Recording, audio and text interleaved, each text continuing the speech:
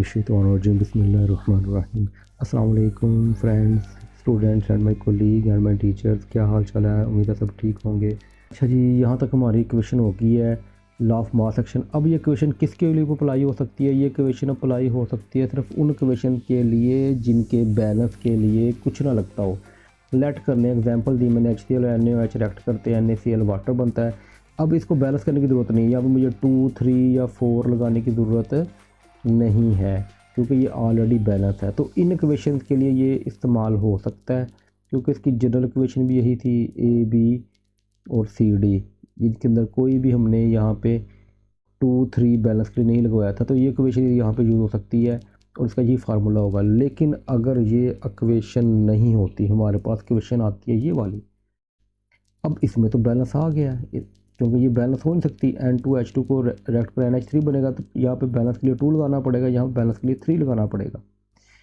तो अब ये जो इक्वेशन है, ये इक्वेशन इसके प्रोफाइल नहीं करती क्योंकि ये इक्वेशन बनी है बगैर कोफिशिएंट वालों के। यानी कि ये जो लगा ना 3 को हम बोलते हैं कोफिशिएंट, ये जो 2 है ना बैलेंस के लिए लगा, इसको कोफिशिएंट्स बोलते हैं। तो ये जो इक्वेशन है सिंपल, ये बगैर कोफिशिएंट्स वाली इक्वेशन है। अगर अब आपके पास कोफिशिएंट्स आ जाएँ, ठीक है, बैलेंस के लिए आपको 2, 3, 4 लगाना हो, तो फिर कौन सी इक्वेशन यूज़ करेंगे? इस मसले को हल करने के लिए हमें फिर दोबारा एक नई इक्वेशन बनानी पड़ेगी।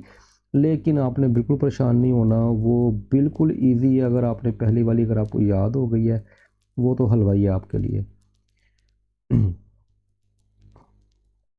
अच्छा, इसके अंदर गुलबर्ग एंड वेज 1869 के अंदर फिर वही इक्वेशन है। यहाँ पे हमने क्या करना है, हमारे पास रिएक्टेंट AB और प्रोडक्ट CD हैं और इसके अंदर जो हमारा होगा A का जो कोफिशिएंट होगा वो स्मॉल a होगा, B का जो कोफिशिएंट होगा वो स्मॉल b होगा, C का कोफिशिएंट होगा वो स्मॉल c होगा और D का जो कोफिशिएंट होगा स्मॉल d होगा। यानी कि ये A जो स्मॉल ABCD हैं, ये असल में उनके कोफिशिएंट्स हैं, यानी कि 2, 3 बैलेंस करने के लिए जो क्वेश्चन को यूज़ करते हैं ये वो है। यहाँ तक समझ आ गई। अब देखें सिंपल, ये सारा वही चीज़ है। पहले मैं सारा आपको ड्राइव कर देता हूँ, उसके बाद फिर हम बताते हैं क्या करना है। आपने क्या करना है, सिंपल, ये जो कोफिशिएंट्स है ना ए को उठा के आपने इसकी पावर में लिख देना है बस। B के कोफिशिएंट्स को उठा के आपने इसकी पावर में लिख देना है, C के कोफिशिएंट को उठा के इसकी पावर में लिख देना है। ठीक है, यानी कि जो कोफिशिएंट्स होते हैं सिंपल जो होंगे वो सारे के सारे पावर में चले जाएंगे। बाकी डेफिनेशन में कोई इशू नहीं है, सब कुछ वैसे ही है, इक्वेशन भी वैसे ही हैं। बस आपने जो कोफिशिएंट्स हैं वो पावर्स में लगा देने हैं और उसकी थोड़ी डेफिनेशन को याद रख लेना है, वो मैं आगे बता देता हूँ। पहले इक्वेशन मुकम्मल कर लें। अच्छा जी, ये हमारी होगी, ये डेफिनेशन देख लेंगे इसकी। ये हमारे कोफिशिएंट्स आ गए पावर में सारे। अच्छा, rate of a chemical reaction सारा वही है। Rate of chemical reaction is directly proportional to the product of the molar concentration of the reactant. ये सारा यहाँ तक वही है कि आपका जो रेट ऑफ फॉरवर्ड रिएक्शन होगा वो इनकी कंसनट्रेशन के डायरेक्टली प्रोपोर्शनल है। लेकिन अगर इनके पास पावर्स है तो क्या होगा, raise to the power of, यानी कि its reactant raise to the power, यानी कि उसको उसकी पावर में ले जाओ, कंसनट्रेशन की पावर में ले जाना है, equal to their number of moles in the balance chemical equation. अब जैसे बैलेंस केमिकल इक्वेशन का नाम भी ले दे। ये अब आपने डेफिनेशन एक एक्स्ट्रा करनी है इसके साथ। अगर आपको लॉन्ग क्वेश्चन आए तो उसके अंदर आपने ये लाज़मी बताना है। तो ये यहाँ तक हो गया। अच्छा, अब एट इक्विलिब्रियम स्टेट पे क्या होगा, रेट ऑफ फॉरवर्ड रिएक्शन और rate of reverse reaction equal होंगे। अब आपने क्या करना है, सिंपल इनके जो होगा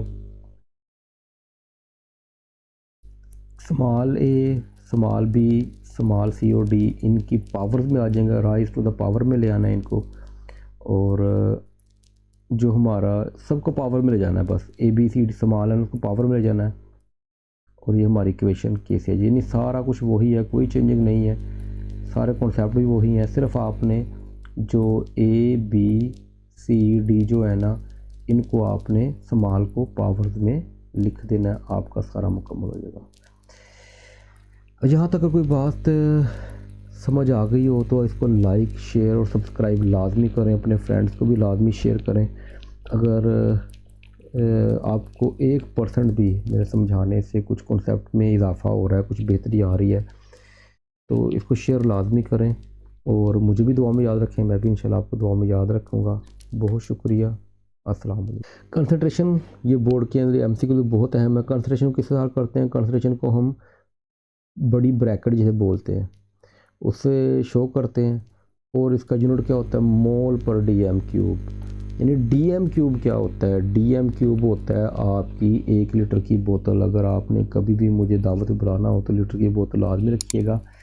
अगर आपका 1 डेसीमीटर है तो वो आपका 1 लीटर के बराबर होता है। कहता है 1 लीटर पानी के अंदर जितने भी मोल किसी भी सल्यूट के मौजूद हों, 10 मोल, 1 मोल, 3 मोल, वो असल में क्या है? कंसंट्रेशन। जैसे मैंने बताया था कि चीनी को पानी में डाल दो, यानी 1 लीटर पानी के अंदर जितनी चीनी डाली है वो देख लेना कितने मोल बनते हैं। यानी 1 लीटर पानी के अंदर जितने मोल चीनी है, 1 लीटर पानी के अंदर जितने मोल नमक है, 1 लीटर पानी के अंदर कोई भी सल्यूट उसके कितने मोल है, ये असल में कंसंट्रेशन है। मैंने कहा था ना सोल्यूशन होता है ये, मैंने कहा था आखिर पे समझाऊंगा मैं उसके यूनिट से। 1 लीटर पानी के अंदर जितने आपके मोल होंगे उसको हम क्या बोलते हैं? कंसंट्रेशन। ये बोर्ड के लिए एमसीक्यू बहुत अहम है कि ब्रैकेट तैयार करते हैं, इसका यूनिट मोल पर डीएम क्यूब होता है। बहुत शुक्रिया। अस्सलाम वालेकुम। दुआ में याद रखिएगा। अगर कोई मेरी बात समझ आ गई हो तो लाइक सब्सक्राइब लाजमी करें और शेयर करें और दोस्तों को भी शेयर करें और मुझे भी दुआ में याद रखेंगे। मैं भी आपको इंशाल्लाह दुआओं में लाजमी याद रखूँगा। बहुत शुक्रिया। अस्सलाम वालेकुम।